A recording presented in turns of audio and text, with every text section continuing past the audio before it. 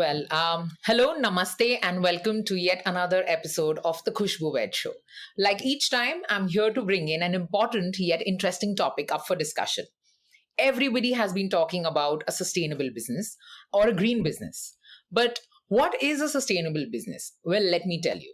It is largely an enterprise that has minimal negative impact and potentially a positive impact on the four main pillars for any sustainable business, which is your global or local environment, your community, society, and economy as a whole. And I thought, what better than getting our guest on board, who is herself an owner of one such green business? Well, she is a health coach and a food enthusiast. Her love for food took her on a journey to find some of the best organic produce India has to offer. They are now partnered with most responsible farmers and artisans who grow food that is not only great for our health, but also for the environment. Ladies and gentlemen, please put your hands together as I welcome Shriya Naheta Wadhwa, the founder of Zama Organics. Welcome, Shriya. Hi, Khushbu. Thank you so much for having me on your show. It's really, I'm looking forward to this. Wow, I'm glad you could make time, and I'm really excited to talk about sustainable business because this is my first time that I'm really talking to somebody who is potentially looking at growing a sustainable business in India. So excited to have you on board. Thank you. Thank you so much for having me. Let's get started. Yeah, absolutely. So, Shreya, tell me a little bit about your journey. When did you, what was your education background like, and when did you plan to get into Zama Organics? So, I think my education actually has very little to do with what I actually ended up doing in life, except for the business aspect. But I went to the University of Southern California for a couple of years, and I came back and I graduated in 2015 with a degree, a bachelor's degree in international relations and global business. So, part and parcel, but a lot of business and politics, I would say, with international relations being a big part of my degree than anything to do with farming or food. But I think I was very inspired in general after I came back and I had the chance to visit a few organic farms. I happened to go to organic farms. And when we travel in India, we go at most you'd go to very touristy locations. You'd go to Delhi, you'd go to Red Fort, you'd go to Agra, you'd go to Jaipur, but we don't go and actually see life outside of the major cities and the major tourist spots. So that's what I got to do. And I was, I think, pleasantly surprised. And this is somebody who at that point probably didn't know the difference between dhania and methi. So I was just, I was surprised that I saw things I didn't even know that grow in India. Even a black rice, which is actually a staple for someone in Assam, or basic things like potatoes or tomatoes just looking so good. And I had to stop and say, at this, I think when I first saw a really yummy looking tomato, I was 2 hours away from Bombay, not more. And you come back to Bombay and you see none of this. And this was 5 years ago, right? So everyone at that point was also talking about imported this and avocados and Haas, blah, blah, blah, blah, blah, which is great. And I think there's a place for everything in life. But the fact that this was 2 hours away and we still had no access to it, that's when I thought that there needs to be some medium of bringing that here. And at the same time, getting it directly sourced. And that could also be a reason, right? Because if it's harvested today and it only reaches our market and eventually our homes 3-4 days later, that freshness also is not the same as what I saw. And these are the few things that drove me to at least try and understand how we can build this out. And that's why we started with Maharashtra farmers only initially to understand the supply chain and then slowly expanded ourselves. And how difficult was this journey to work with the farmers and artisans? I mean, it's not as easy as you would work possibly with people who have the entire innate style of doing a business, right? So how was that entire interaction? I think it was a very pleasant interaction. It's definitely the finding them was a bigger challenge than actually ending up working with them, because it's not like you can do a Google search, Right, absolutely. And if you do, and if it does come up, is usually someone very commercial, and then the whole aspect of what I'm trying to do gets overshadowed. So I traveled for about a year and a half actually to all these different farms, understood farming and food in general, learned the name of produce, um, which was a big.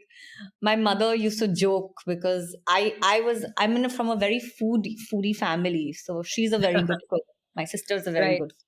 So I didn't have the need to enter the kitchen. I used to just enjoy good food.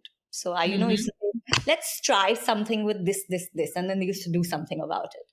So she was just like, that person is now telling me where I should get my sabji from. It's quite hilarious. Wow. They say never. You might Yeah. not know and you'll end up doing something that is so crucial to the environment and in general to the society. So Yeah. I'm really glad you're doing this. And so which was the year in which Zama Organics was really started? So 2017, we started dabbling with a few home deliveries, understanding the supply chain. But the official, I think, when we started doing home deliveries and working with cafes on a big scale with all our certifications in place was 2018. Wow. Yeah. Okay. So it's And been almost 3.5 years in reality. But we've been, I think, working on the idea and initiating the idea for far longer. wow. And tell me, did it impact your business like everybody's during the pandemic? Yeah, of course. So I think we had both positive and negative, which I don't think everyone can say. And the positive Mm-hmm. aspect was, of course, people were looking for grocery delivery services, which I think we fell into. But the negative aspect of that is we weren't prepared for that kind of demand because I Right. don't think Right. we prepared for it at least at that scale, with the number of employees we had and the system we have and the setup we had. It didn't work. So there was a lot of panic internally and externally that made it really difficult to keep up with the demand and actually derailed us for a while because we were just firefighting for so many months. Just Mm-hmm. deliver, and we figure everything out later. But that, I think, left us with grateful customers, but also disgruntled customers. And then there's a mix. There's always a mix because you end up disappointing a lot more people. And that's Right. in total transparency. But it was tough, and then it was a great recovery after. But then even all our restaurant business plummeted down. So I think it was a give and take where we didn't really see any growth, but luckily we didn't, go into zero as many Right, of businesses course. did. Yes, So and it's so important. yeah, so I think we were in a space where we were okay. We managed, but it's definitely, I don't think there was a benefit of COVID for anybody. I can't see it personally or professionally. I don't see how.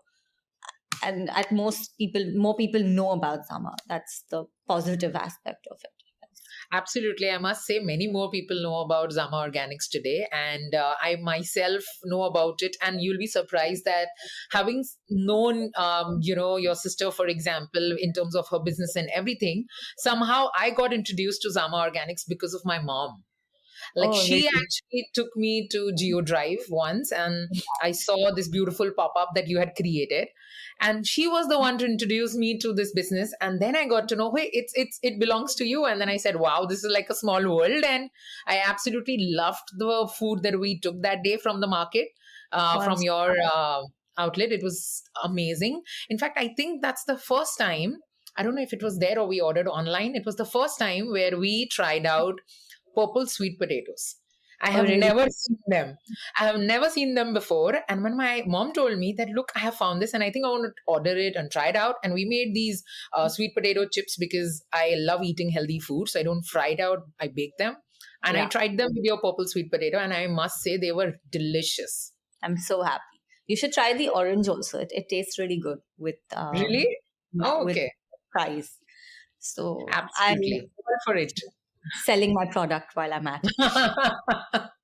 But you should, and very proudly, because I think your products are worthy of it. But Thank tell me, Shriya, I'm going to ask you a little tricky question here. People often say that it's very good, and we all want to do something which is good for the environment and for the economy, all of that. But sometimes green businesses do not have sustainability in the sense long term, the sustenance plan, or the fact that profitability as a concept is tricky. Do you agree? I think profitability as a concept is tricky in any business, and especially a startup. So as a new startup, definitely we're not profitable, but I think there's a genuine path to profitability while creating impact across the entire value chain, from the growers to the people, to us, to the people delivering our products, to our employees, to eventually the community eating our products, and then the environment as a whole by promoting sustainable farming. So I think profitability comes as an eventuality. We're not a heavy cash burn business. We're an asset light business. We don't have stores. We do everything online. So it's an eventuality, but it's definitely not in the cards for the next few months, but few years actually, I would say maybe a year or two even. But I think that's the case with any new startup, if you see, and Right. any old startup even that's been around for 10 years. I don't think many of them can say they're profitable, but they've created value and they've grown at an exponential rate and they've created impact. And that's what we're here to do. Absolutely. And I think I quite agree. As an empowerment coach myself, I truly believe that it's at the end of it about a mindset. Yeah. And once you have put your mindset towards something that you would like to do, any business, whether sustainable or not, needs a lot of patience and needs a lot of discipline. So, as Yeah. far as you have that disciplinary mindset, things will fall in place, if not today, then later.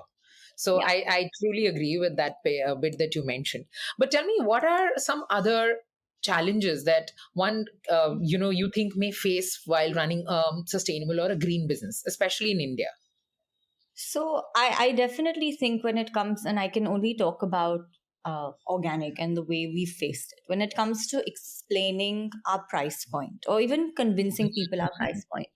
For, it's easier to convince them when it's something like your purple sweet potato because you don't see it, right? So then you're like, okay, I want to try it, I eat it. But when you're Agreed. trying to convince somebody of a lifestyle and say, this is what you need to switch to because of these reasons, and all of these reasons means it comes at a slight premium, it becomes very difficult for everyday groceries. And I think when you think of skincare or bags or luxury, it's a much easier sell because there's a lot more physicality to it and a touch and feel to it versus something you're eating. Because Right. eventually, when you eat organic food, you might not feel any different for 1 year, 1 month, 2 years. It's a lifelong commitment, right? To Hmm. leading a healthier life. It's a choice. It's like Right. exercising. You're not going to get abs in a year, even I because wish. it happens. But it's a commitment to your health. So Absolutely. that's, I think, what we have faced as a challenge is to battle that out because we want to be able to pay our farmers very well, which means that margin already, the margin already increases there. And then we are not a non for profit, we're also a for profit business. So there's some margin. And then there are so many other things we're trying to build out. So the customer is definitely getting a premium product, but at a premium. So Right. now Right. convincing them of the entire value behind it is what, as a green business, we found difficult. We can't do the flash sales other businesses do. We can't sell things at 3 rupees and 4 rupees because it's defeating our purpose. We're not then sticking to our mission. Wow. Yeah, absolutely agreed. Also, tell me, how was it? Like, you mentioned that you just completed your education by 2015 and Yeah. then you started Zama in 2017. You're pretty young to become an entrepreneur, but also today there are many youngsters who are doing something great out there, including yourself. Yeah. So, was that threatening? Was that, oh my God, I'm not sure, I don't know? How many I don't knows happen into, as questions in you? I think it happened. So 2015 was when I first started traveling to the farms. 2017 is when we started doing some sort of business with Zama, Right, and then 2018 was the launch. So I think right. between 2015 and 17 there was no fear because all I was doing was exploring, traveling, understanding. And then I don't think there is a day where where I have not pulled my hair out, but also had a smile in my face at some point in the day, and then also been really happy, and then really like, oh my God, what is going on? And Hmm. I think that's just, it's a journey and it's a cycle. And I think there's been a moment of, I don't know, probably every day there's something that I don't know. And that's just Right. how it is. But I think feeling afraid is something touch wood, at least I don't think I get scared. But Mhm. worrisome, yes, there have been many worrisome situations. Fair And enough. that's it. That's all I have to say about it. I think when you're Wow. passionate about something, you can't live in fear because you've made a decision to do something. I And think yeah, and I absolutely. I think that's very well said because I think, I mean, on purpose, very much on purpose, mentioned the whole young entrepreneurship because a lot of people sometimes self doubt. And a lot of students who come to me, when they are having the coaching sessions with me, talk about self doubt in a very, very big way. And I think one of the crucial things that you mentioned that it's always going to be a part of your journey. You just choose to maybe decide that, okay, it's going to be there, but am I answering the basic questions and still moving a little bit every day? And so, as far as I guess you're doing that, the journey is as good as it can get. yeah, and it does fall into place. Honestly, I think if your intent is there, your passion is there, your vision is there, and Mhm. eventually, not maybe this works out, and you pivot and something else works out. It's all a journey. It's just, I think, sticking to what you know best and hiring people that make up for what you don't know. And I think it's a mix. And I must say that I'm so very happy to hear that from you because not many people are very open about it and sharing some things like that, because one is that you say you know it all and you're running a business and you come from a family where you have entrepreneurs who are doing very, very successful businesses.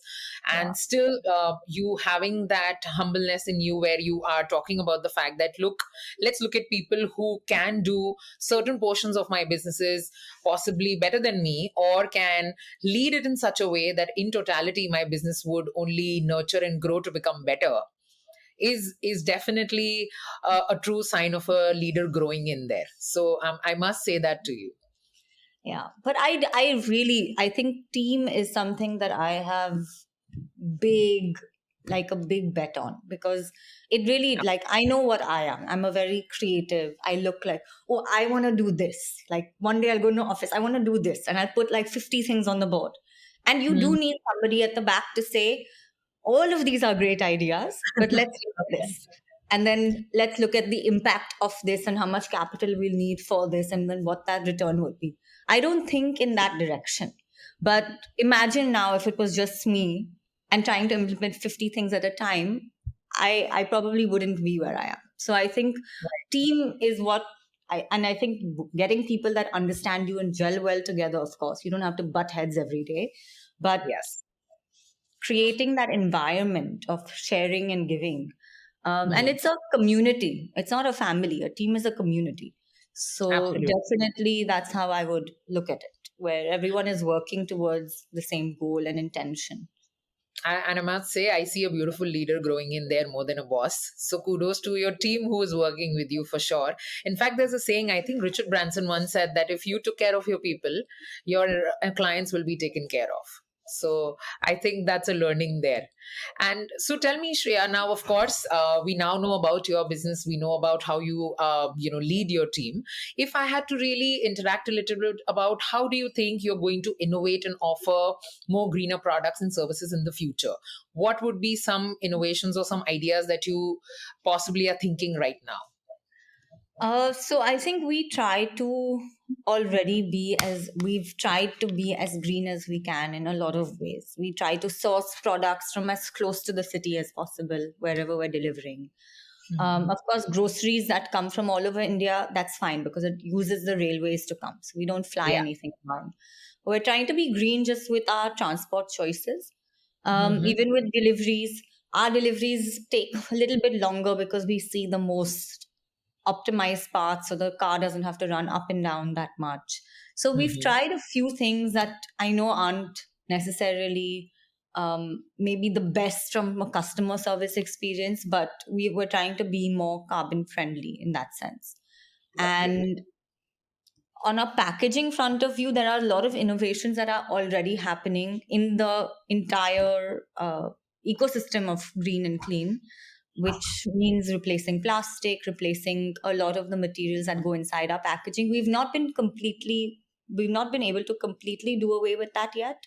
So we're switching our biodegradable now to a cornstarch material, so completely compostable material. Wow. Okay. But our groceries that get packed in paper bags, there is a plastic lining in them, because eventually, if it's sitting on a shelf and they're Right. organic products, they'll get insects in it, and then the complaints start flowing in, and more than anything, it leads to food waste, which is again not helping the entire ecosystem. So I think we're picking and choosing where we can and cannot eliminate plastic, but the goal and the innovation there is to eventually become a complete zero waste. Absolutely, absolutely. And And I think, right, like yeah, I said in the very beginning, that it's about minimal negative impact and potentially larger positive impacts that can happen. So that's great. And Shreya, if somebody is today looking out for beginning a green business, as yeah. an entrepreneur yourself into this business for 3.5 years now, what kind of tips or advices can you share? I think first maybe you will have to see what where you think the gap is, and then do some extra research. I don't think anything should be started on a whim. There needs to be some ideas and some research that you do put together. I am a big believer in taking advice. Talk to as many people as you can. You don't have to implement everything everyone says, but have a conversation. It just gives you such a broad perspective. They might tell you something you don't know, then you can go and research about that further. So Mm-hmm. I think knowledge and advice is, and people love to give free advice. So take it. Yeah. I say just take it. It's just been so enriching. And for me, when I was 23, I didn't know much about anything. So understanding even basic things was so interesting, right? So sometimes you Yes. feel, oh, Yes. this person just giving me a lecture, but just listen. It really Yeah. does work in the long term. Absolutely. And Absolutely. I think that's where you begin. And then when you build it out, see your pros and cons, see if you can get investment. Do you want outside investment? Do you want it to be run like a small business, which is also absolutely fine? I know so many profitable small businesses, even running from a home. My mother was one of them. So, Right. I mean, I think she was very successful as a human being more than anything. And um, so yeah, so I think there are so many options. I don't think there is one way or the other. You don't need to be running 500 people. You can be one person with three other people at the back, or one other person just helping you package things and be extremely successful.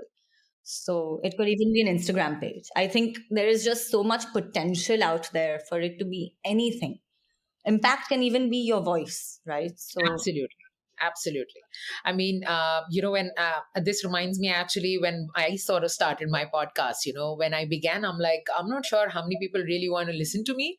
But to my surprise, I was satisfied that I was doing something enriching like this. I'm meeting newer people, getting to know their stories.